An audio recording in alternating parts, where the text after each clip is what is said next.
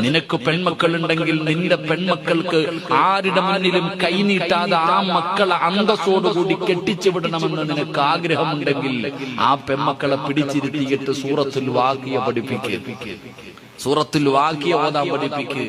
എന്നിട്ട് പറയണം, ബാപ്പാ നിർബന്ധമായിട്ടും മഗ്രിബിന്റെ ഇശാഇന്റെ ഇടയിൽ ഈ വീടിന്റെ അകത്ത് സൂറത്തുൽ വാഖിയ ഓതിയിരിക്കണം, നിർബന്ധമായിട്ടും ഓതിയിരിക്കണം. അങ്ങനെ നീ ഓതിപ്പിക്കുന്ന ഒരു വാപ്പയായാൽ നിനക്ക് ടെൻഷൻ വേണ്ട, നിനക്ക് പേടി വേണ്ട. ഒരാളുടെ മുന്നിലും നിനക്ക് കൈനീട്ടേണ്ട ഗതി അല്ലാഹു വരുത്തൂല. അതുകൊണ്ട് എന്റെ പ്രിയപ്പെട്ടവരോട് പറയുകയാണ്, ഖുർആൻ കരയുകയാ. എവിടെ ഇരുന്നെന്നറിയുവോ? നിന്റെ വീടിനകത്തിരുന്ന് കരയുകയാ. നിന്റെ വീടിനകത്തിരുന്ന് പരിശുദ്ധമായ ഖുർആൻ കരഞ്ഞാൽ ആ വീടിന്റെ അകത്ത് സമാധാനം